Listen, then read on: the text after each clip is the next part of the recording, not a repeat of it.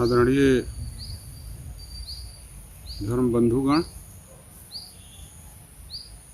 हम लोग नवरात्रि के शुभ अवसर पर उपस्थित हैं। यह शक्ति के उपासना का समय होता है। सभी श्रद्धालु अपने अपने घर में ही इस बार उपासना में संलग्न हैं। इस महामारी काल में आश्रम आना संभव नहीं हो सका है।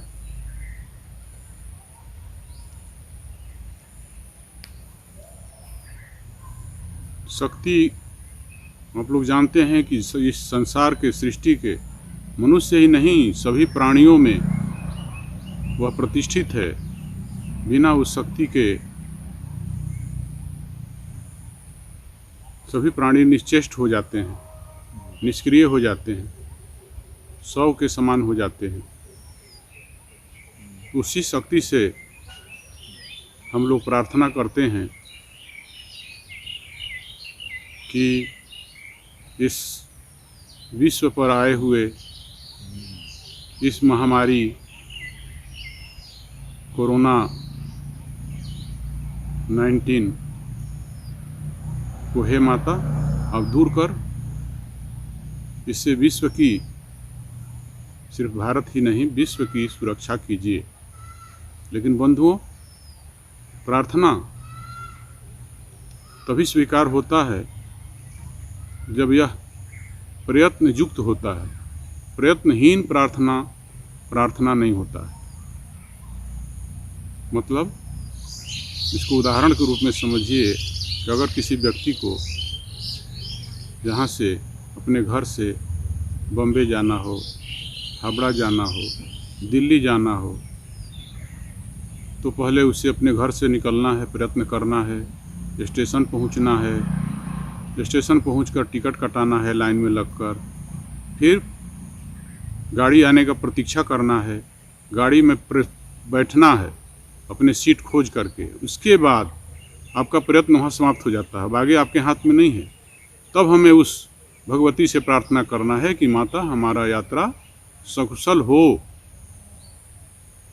लेकिन कुछ लोग कहते हैं, प्रश्न करिएगा आप भी कि भाई जब ट्रेन में हम चढ़ गए तो ट्रेन तो हमको पहुंचा ही देगी, अब हमको प्रार्थना की क्या आवश्यकता है। लेकिन ऐसा नहीं है कि आप ट्रेन में बैठ गए, हवाई जहाज़ में बैठ गए तो जो है आपको सुरक्षित पहुंचाएगी ही। प्रतिदिन होने वाली घटनाओं से आप सीख ले सकते हैं।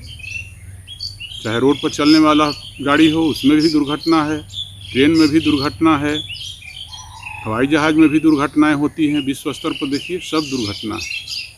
तो ऐसे में प्रार्थना का बहुत बड़ा महत्व होता है।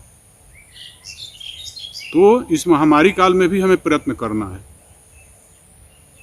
कि हमें सुबह उठना है, कुछ व्यायाम और योगा करना है, हो सके तो टहलना बंद कर दें क्योंकि बाहर जाना अभी सुरक्षित नहीं है। और फिर घर में जो है योगा करें, व्यायाम करें, भगवान से प्रार्थना करें, और जहाँ जाना आवश्यक है वहाँ जा सकते हैं। लेकिन वहाँ के स्थानीय प्रशासन और चिकित्सक लोगों के जो सुझाव हैं, गाइडलाइन जारी किए गए हैं इस कोरोना के लिए, उसको ईमानदारी से हम पालन करें। यह हमारा प्रयत्न है कि हम मास्क पहने, 2 गज दूरी बरतें, सैनिटाइज़र का उपयोग करें, बार बार हाथ धोएं, चेहरे को बार बार स्पर्श ना करें।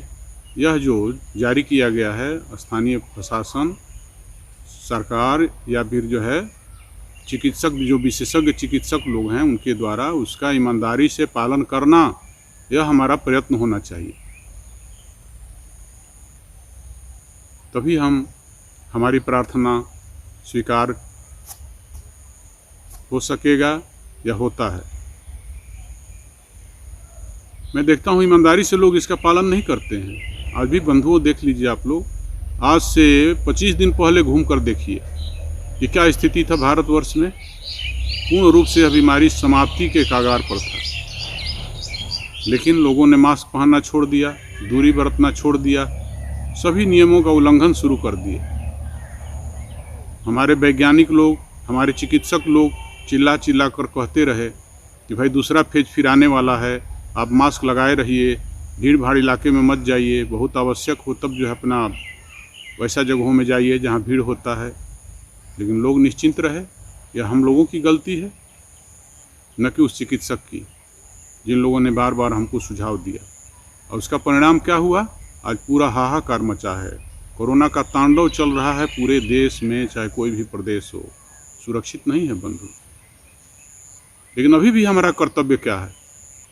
मैं डरने के लिए बातें नहीं कह रहा हूँ, मैं सावधान करने के लिए बातें कर रहा हूँ। अभी भी हमें सावधान होना है, सजग होना है, और सजगता का परिचय देते हुए कि हम भारत के इस राष्ट्र के प्रति समर्पित हैं और राष्ट्रीयता की भावना से ओतप्रोत हैं, तो हमारा यही कर्तव्य है कि हम ईमानदारी से उन नियमों का पालन करें, ताकि हम भी बचें, हमारा परिवार भी बचे, और समाज में भी हम इस बीमारी को फैलने से रोक सकते हैं।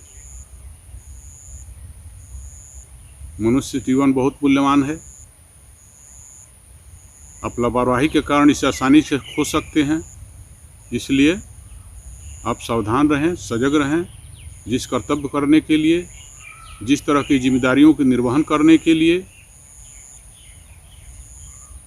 आपको यह जीवन प्राप्त हुआ है, उस उद्देश्य की प्राप्ति की तरफ संलग्न रहें और अपने जीवन में सफलता को प्राप्त करें, कामयाब हों। हमारा शुभकामना है और उस ईश्वर से ही प्रार्थना है। लेकिन हमारा जो कर्तव्य है, हमें उसे ईमानदारी से करना है। ईमानदारी से करने का मतलब क्या है कि आप पॉकेट में रखे हैं मास्क को, और जब देखते हैं कि भाई कोई आ रहा है, अधिकारी आ रहा है, पुलिस आ रहा है, तो उसे पहन लेते हैं, फिर निकाल कर रख लेते हैं। इसको ईमानदारी नहीं कहते हैं। ईमानदारी पूर्वक यह मतलब है कि आप एकदम समझिए कि हमारे जीवन की सुरक्षा के लिए ही हमें इस पहन रहे हैं, हम किसी के भय से नहीं। हम बीमारी को अपने देश से भगाने के लिए, बाहर करने के लिए समाज से इसको हम इसका उपयोग कर रहे हैं। इस दृष्टिकोण से अगर आप पहनेंगे तो कोई आपको देखे ना देखे, आप इसको अवश्य ही उपयोग करेंगे, और यह उपयोग आपका वह प्रयत्न कहलाएगा। उस प्रयत्न के साथ अगर आप ईमानदारी से उस भगवती से प्रार्थना करें तो स्वीकार्य होगा। और इस बीमारी से, और इसके साथ साथ हमें जो वैक्सीन मिल रहा है, सरकार द्वारा उपलब्ध कराया गया है, उसका भी उपयोग करना है। यह भी उस प्रयास के अंदर आता है।